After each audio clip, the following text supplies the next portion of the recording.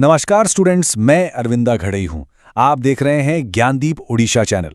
आज हम कंटिन्यू करेंगे BCom fourth semester major 9 auditing and corporate governance unit 3 audit of limited companies and audit report part 2। अगर आपने पहले पार्ट्स नहीं देखे हैं तो चैनल के प्लेलिस्ट से जरूर देखिए। तो जैसा कि आप यहाँ देख सकते हैं, आज का हमारा टॉपिक है कंपनी ऑडिट एंड ऑडिटर्स और हम फोकस करने वाले हैं सेक्शंस 140 और 141 पर। बेसिकली हम तीन चीजें समझेंगे। एक, ऑडिटर के लिए क्या क्वालिफिकेशन होनी चाहिए, क्या डिस्क्वालिफिकेशन हो सकती हैं और उनका रिमूवल कैसे होता है। ओके, चलिए शुरू करते हैं। सबसे पहले सेक्शन 141 जो है qualification of a company auditor.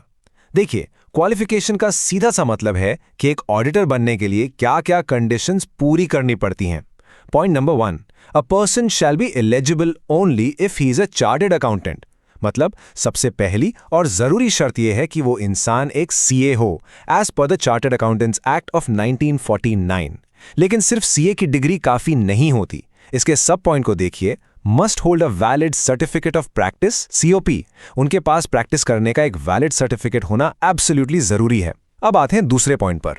A firm including an LLP can be an auditor. हाँ बिल्कुल, एक पूरी फर्म को भी ऑडिटर अपॉइंट किया जा सकता है, पर इसमें कंडीशन है, majority of partners must be practising chartered accountants. इसका मतलब फर्म के जो ज्यादातर पार्टनर्स हैं वो प्रैक्टिसिंग सीएस होने चाहिए। और एक इंपॉर्टेंट बात, only CA partners are authorised to sign the audit report. Sign करने का पावर सिर्फ सीए पार्टनर्स के पास ही होता है। तीसरा पॉइंट सिंपल सा है कि लिमिटेड लायबिलिटी पार्टनरशिप यानी एलएलपी जिसमें सीएस हैं उन्हें भी अपॉइंट किया जा सकता है। अब नीचे जो इंपॉर्टेंट नोट है इस पर थोड़ा ध्यान दीजिए। पहला कहता है सिर्फ एक क्वालिफाइड सीए पार्टनर ही ऑडिट रिपोर्ट साइन करेगा, और दूसरा, स्टैट्यूटरी ऑडिट सिर्फ एक सीए इन प्रैक्टिस ही कर सकता है। तो चलिए एक बार शॉर्ट में रिवाइज कर लेते हैं। ऑडिटर की क्वालिफिकेशन के 3 मेन पॉइंट्स क्या थे। पहला, वो एक सीए होना चाहिए जिसके पास वैलिड सीओपी हो। दूसरा, एक फर्म या एलएलपी भी हो सकती है, पर शर्त यह है कि मेजॉरिटी पार्टनर्स प्रैक्टिसिंग सीएस हों। एग्जाम के लिए बस इतना याद रखना काफी है। क्वालिफिकेशंस तो हमने समझ ली, अब चलिए देखते हैं डिसक्वालिफिकेशंस, यानी कौन ऑडिटर बनने के लिए एलिजिबल नहीं है। ये सेक्शन 141 सबसेक्शन 3 में कवर होता है। यहाँ उन लोगों की लिस्ट है जिन्हें हम ऑडिटर अपॉइंट नहीं कर सकते। पहला पॉइंट देखिए, a body corporate other than LLP. इसका मतलब है कि आप किसी कंपनी को किसी दूसरी कंपनी का ऑडिटर नहीं बना सकते। ऐसा क्यों है? क्योंकि रूल कहता है ओनली इंडिविजुअल सीए और सीए फर्म अलाउड। सिंपल। दूसरा पॉइंट, एन ऑफिसर और एम्प्लॉय ऑफ द कंपनी। ये तो कॉमन सेंस है, राइट? कंपनी का कोई ऑफिसर या एम्प्लॉय उसी कंपनी का ऑडिटर नहीं हो सकता। ये रूल इसलिए है ताकि ऑडिटर की इंडिपेंडेंस बनी रहे, वो कंपनी के प्रेशर में ना आए। तीसरा पॉइंट है, a person who is a partner और employee of an officer slash employee of the company. इसको सिंपल शब्दों में समझें तो कंपनी के किसी ऑफिसर का बिजनेस पार्टनर या उनके यहाँ काम करने वाला कोई इंसान भी ऑडिटर नहीं बन सकता। ये सब कॉन्फ्लिक्ट ऑफ इंटरेस्ट को रोकने के लिए किया जाता है। चलिए अब आते हैं डिसक्वालिफिकेशंस के पार्ट 2 पर, जिसमें फाइनेंशियल कॉन्फ्लिक्ट्स यानी पैसे से जुड़े मामले कवर होते हैं। ये सब भी सेक्शन 141(3) का ही पार्ट है। सबसे पहले बॉक्स में देखिए, इंडेटेडनेस टू द कंपनी। इसका मतलब है अगर ऑडिटर ने कंपनी से एक प्रिस्क्राइब्ड लिमिट से ज्यादा का उधार या कर्ज लिया है तो वो सीधा सीधा डिस्क्वालीफाई हो जाएगा। Next, guarantee given. अगर ऑडिटर ने किसी तीसरे इंसान के लोन के लिए कंपनी को एक लिमिट से ज्यादा की गारंटी दी है तो भी वो डिस्क्वालीफाइड माना जाएगा। और आखिर में, बिजनेस रिलेशनशिप। अगर ऑडिटर का कंपनी के साथ कोई भी डायरेक्ट या इनडायरेक्ट बिजनेस रिलेशनशिप है तो भी उसे अपॉइंट नहीं किया जा सकता। ये सारे रूल्स बेसिकली इसलिए हैं ताकि ऑडिटर पूरी तरह से इंडिपेंडेंट और इम्पार्शियल रहे। ओके, डिस्क्वालिफिकेशंस को कंटिन्यू करते हैं पार्ट 3 के साथ। इसमें कुछ लिमिट्स और इंटेग्रिटी यानी निष्ठा से जुड़ी बातें हैं। पहला पॉइंट, अ पर्सन और his relative holding any security. अगर ऑडिटर, उनका कोई पार्टनर या उनका कोई रिश्तेदार कंपनी में एक लिमिट से ज्यादा के शेयर्स या सिक्योरिटीज होल्ड करते हैं तो डिस्क्वालिफिकेशन हो जाएगी। दूसरा point, a person who's in full time employment elsewhere. अगर कोई इंसान कहीं और फुल टाइम जॉब कर रहा है तो वो ऑडिटर अपॉइंट नहीं हो सकता। सिंपल है। तीसरा point, ceiling limit of audits. ये बहुत बहुत इंपॉर्टेंट है। एक चार्टर्ड अकाउंटेंट एक ही टाइम पर 20 से ज्यादा कंपनीज का ऑडिट नहीं कर सकता, ये उसकी लिमिट है। और आखिरी point, a person convicted by a court for an offence involving fraud. अगर किसी इंसान को पिछले 10 सालों में फ्रॉड के केस में सजा हुई है तो वो भी डिस्क्वालीफाइड है। तो चलिए डिस्क्वालिफिकेशंस को जल्दी से रिवाइज कर लेते हैं। हमने देखा कि एक बॉडी कॉर्पोरेट, कंपनी का एम्प्लॉय या जिसका कंपनी से फाइनेंशियल कॉन्फ्लिक्ट हो वो डिस्क्वालीफाइड है। इसके अलावा कुछ लिमिट्स हैं जैसे 20 कंपनीज की सीलिंग लिमिट, और अगर फ्रॉड का कन्विक्शन है तब भी आप डिस्क्वालिफाइड हो। इन कैटेगरीज को याद रखिएगा। अब हम एक बहुत इंपॉर्टेंट स्लाइड पर हैं जो कॉन्सेप्ट क्लैरिटी के लिए है। एग्जाम में जब डिफरेंस पूछा जाता है तो ये टेबल आपके बहुत काम आएगा। चलिए इसको रो बाय रो समझते हैं। पहला है मीनिंग।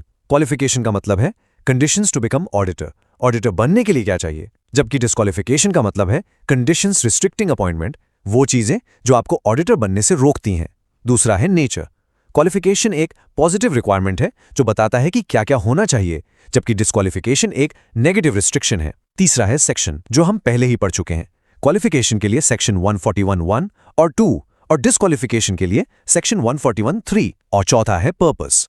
क्वालिफिकेशन का पर्पस है एंश्योर प्रोफेशनल कॉम्पिटेंस, यानी ये देखना कि ऑडिटर काबिल है या नहीं। जबकि डिस्क्वालिफिकेशन का पर्पस है एंश्योर इंडिपेंडेंस, यानी उसकी आजादी को बनाए रखना। और नीचे ओवरऑल पर्पस को बहुत अच्छे से लिखा है। ये सब इंडिपेंडेंस, कॉम्पिटेंस और शेयर होल्डर्स के इंटरेस्ट को प्रोटेक्ट करने के लिए है। क्वालिफिकेशन और डिस्क्वालिफिकेशन समझने के बाद अब हम आते हैं अपने आखिरी टॉपिक पर, रिमूवल ऑफ ऑडिटर, जिसे सेक्शन 140 में कवर किया गया है। रिमूवल का मतलब क्या है? Terminating the services of an auditor before the expiry of their term of office, यानी ऑडिटर को उसके टर्म पूरा होने से पहले ही उसके पोस्ट से हटा देना। क्योंकि ऑडिटर एक फिक्स टर्म के लिए अपॉइंट होते हैं, उन्हें हटाने के लिए एक बहुत ही स्ट्रिक्ट प्रोसीजर फॉलो करना पड़ता है। ऐसा इसलिए है ताकि उनकी इंडिपेंडेंस प्रोटेक्ट हो सके और वो डर के साए में काम ना करें। नीचे इस प्रोसेस के कुछ इंपॉर्टेंट एस्पेक्ट्स हैं, जैसे कि टर्म से पहले रिमूवल, ऑडिटर का खुद से रिजाइन करना और उन्हें अपनी बात रखने का मौका देना। चलिए इनको अगले स्लाइड्स में डिटेल से देखते हैं। तो एक ऑडिटर को उसके टर्म से पहले कैसे हटाया जा सकता है, इस स्लाइड पर पूरा प्रोसीजर एक साफ सुथरे फ्लो चार्ट में समझाया गया है। चलिए इसको स्टेप बाय स्टेप फॉलो करते हैं। स्टेप 1 है special resolution in general meeting, मतलब कंपनी को एक जनरल मीटिंग बुलानी होगी और उसमें एक स्पेशल रेजोल्यूशन पास करना होगा। अब एरो फॉलो करके स्टेप 2 पर आते हैं, previous approval of the central government. ये सबसे क्रूशियल स्टेप है। स्पेशल रेजोल्यूशन पास करने से पहले कंपनी को सेंट्रल गवर्नमेंट से अप्रूवल लेना कंपल्सरी है। फिर अगला एरो हमें स्टेप 3 पर ले जाता है, अपॉर्चुनिटी ऑफ बीइंग हर्ड। इसका मतलब है कि ऑडिटर को अपनी बात रखने का पूरा मौका दिया जाना चाहिए। और आखिर में एक बहुत इंपॉर्टेंट नोट है, removal without following this procedure is invalid. अगर यह प्रोसीजर ठीक से फॉलो नहीं किया गया तो उस रिमूवल को गैर कानूनी माना जाएगा। अच्छा, अब देखते हैं कि अगर एक ऑडिटर खुद से रिजाइन करता है तो सेक्शन 142 के हिसाब से उसकी क्या ड्यूटीज हैं। स्लाइड पर साफ लिखा है, if an auditor resigns he shall file a statement. जब भी कोई ऑडिटर रिजाइन करेगा उसे एक स्टेटमेंट फाइल करना ही पड़ेगा। अब सवाल है, ये स्टेटमेंट कहाँ फाइल करना है? डायग्राम को देखिए, पहला द कंपनी के पास और दूसरा रजिस्ट्रार ऑफ कंपनीज यानी आरओसी के पास। सेंटर में जो बॉक्स है उस पर ध्यान दीजिए, स्टेटमेंट में क्या लिखना है। It must mention the facts and reasons for resignation. Resign करने के क्या कारण है ये बताना कंपलसरी है। और अगर ऑडिटर ये ड्यूटी पूरी नहीं करता तो राइट साइड में देखिए पेनल्टी प्रोविजन। ऐसा ना करने पर ऑडिटर पर फाइन भी लग सकता है। सेक्शन 140 में कुछ स्पेशल केसेस और राइट्स भी दिए गए हैं। पहला है रिमूवल ऑफ फर्स्ट ऑडिटर। अगर फर्स्ट ऑडिटर को बोर्ड ऑफ डायरेक्टर्स ने अपॉइंट किया था तो बोर्ड उन्हें पहली एजीएम से पहले रिमूव कर सकता है, लेकिन इसके लिए approval of members is required. Members का अप्रूवल लेना जरूरी है। अब दूसरे हिस्से पर आते हैं, जो है auditors right to make representation. अगर एक ऑडिटर को हटाया जा रहा है तो उसके पास right to make a written representation होता है, यानी वो लिखित में, रिटन में अपनी बात सबके सामने रख सकता है। ये एक बहुत ही इंपॉर्टेंट राइट है। इससे ऑडिटर को अपना साइड ऑफ द स्टोरी बताने का पूरा मौका मिलता है। और इस रिप्रेजेंटेशन को लेकर कंपनी की क्या ड्यूटी है? Company must circulate it to members. Company को वो रिप्रेजेंटेशन सभी मेंबर्स को भेजना चाहिए। अगर कंपनी ऐसा नहीं करती तो ऑडिटर रिक्वेस्ट कर सकता है कि उसके रिप्रेजेंटेशन को मीटिंग में पढ़कर सुनाया जाए। तो चलिए सेक्शन 140 यानी रिमूवल और रेजिग्नेशन के पॉइंट्स को एक बार रिवाइज कर लेते हैं। एक ऑडिटर को रिमूव करने के लिए स्पेशल रेजोल्यूशन और सेंट्रल गवर्नमेंट का अप्रूवल चाहिए।